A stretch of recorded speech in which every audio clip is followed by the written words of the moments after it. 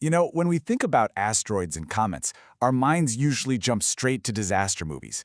But the real story of these cosmic travelers is so much more complicated, and honestly, so much more interesting. They play this incredible double role in our solar system's history. They are both the potential destroyers of life, and maybe, just maybe, the very reason any of us are here at all. So that's the big question we're going to tackle today. Are these ancient space rocks our greatest existential threat, or are they the cosmic delivery service that literally brought life to Earth? Well, the amazing answer seems to be both. Let's start by figuring out what these things actually are. All right, before we dive into all the life and death drama, we have to appreciate what these objects really represent. For scientists, they are priceless. They're like perfect little time capsules, straight from the birth of our solar system. Okay, first up, the asteroid. The simplest way to think of it is as a space rock. It's basically a small planet made of rock and metal, and it tends to hang out in the warmer inner part of the solar system, especially in that big belt between Mars and Jupiter. And then you've got the comet. This is your classic dirty snowball. It's a mix of ice, dirt, and rock that comes from way out in the cold, dark edges of the solar system. Now, the key difference isn't just what it's made of, it's what it does. When a comet swings in close to the sun, it starts to heat up and, well, it comes alive. It spews out gas and dust, creating that beautiful glowing head and that long, iconic tail. So let's just break it down really simply. Asteroids, they're mostly rock and metal, found in the inner solar system, and they have pretty circular orbits. Comets, they're ice and dust from the outer solar system, and they travel on these huge, stretched-out elliptical paths. An asteroid is usually just a dot in a telescope, but a comet puts on a real show.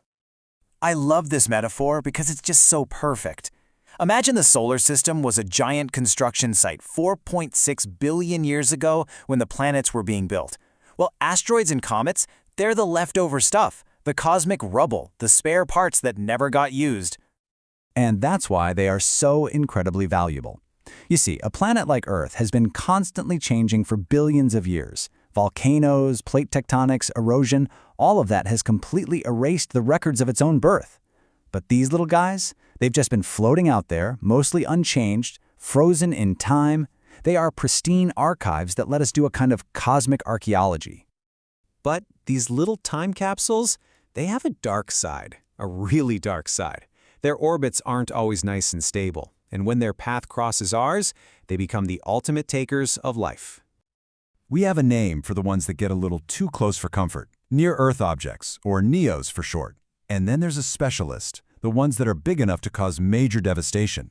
We call those potentially hazardous objects, or PHOs. Yeah, those are the ones we watch like a hawk.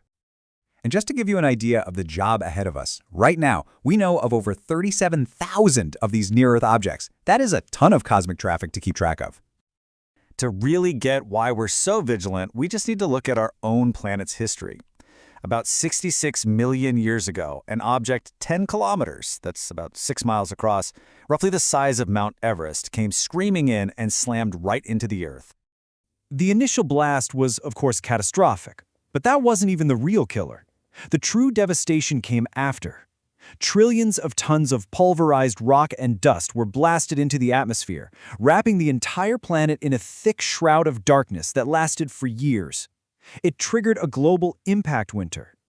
The consequence was absolutely apocalyptic. With the sun blocked out, plants couldn't photosynthesize. The entire food chain just collapsed from the bottom up. And in the end, a staggering 75% of all species on Earth were wiped out, gone. And that, of course, included the dinosaurs. It is a devastating story.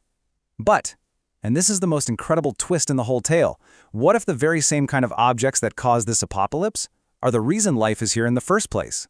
Let's turn the coin over and look at their role as the givers of life. So think about it. The early Earth was probably a super hot, dry rock. So where did all of our oceans come from?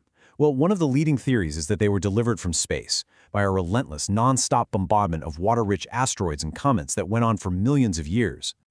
But it gets even crazier. They didn't just bring water. When we find fragments of these bodies that have landed on Earth, meteorites, we've discovered they contain the actual fundamental building blocks of life itself. We're talking amino acids, which make proteins, and nucleobases, the literal A, C, G, and T that spell out our DNA and RNA. For years, this was just an incredible theory. But then, we actually went out and got the proof. Japan's amazing Hayabusa 2 mission flew out to an asteroid named Ryugu, carefully grabbed a sample without contaminating it, and brought it all the way back home. And the finding? It was absolutely packed with thousands of organic molecules, and those critical amino acids. It was a smoking gun. But then, right on its heels, NASA's OSIRIS-REx mission hit the absolute jackpot. It brought back a huge sample from another asteroid, Bennu, and what they found was just breathtaking. Not only did it have lots of water and carbon, but they found all five of the nucleobases needed to build both DNA and RNA. This wasn't just a smoking gun anymore. This was the case solved. Life's ingredients came from space. So let's just pause here for a second. We have this mind-blowing duality. Asteroids are both the takers and the givers of life. Now, this knowledge isn't just some cool bit of trivia, it's power. It allows us to go from being potential victims of a cosmic accident to being active defenders of our own planet.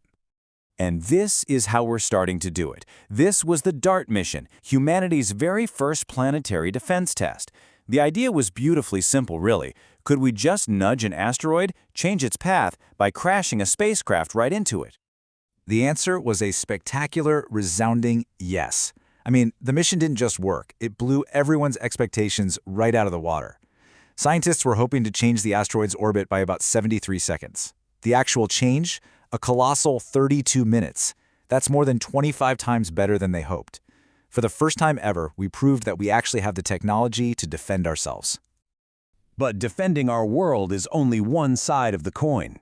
The exact same knowledge that lets us figure out how to push asteroids away also gives us the ability to maybe pull them closer and use them to actually fuel our future out in space. And this brings us to a really important concept for the future. The single most valuable resource in space isn't gold, it's not platinum, it's water. And why is that? Because you can take H2O and split it into hydrogen and oxygen, which just happen to be the two most powerful components of rocket fuel. Suddenly, these water-rich asteroids look like cosmic gas stations, just waiting for us. So, look at the incredible journey we've been on. We've gone from fearing these objects as angry gods or omens, to understanding them as priceless scientific treasures, to now finally being able to interact with them, to actually use them as tools. And that leaves us with this one last, big, provocative thought. As we stop being just passive observers and start becoming active stewards of our solar system, will these ancient leftovers from creation end up becoming the literal building blocks for humanity's future out there among the stars?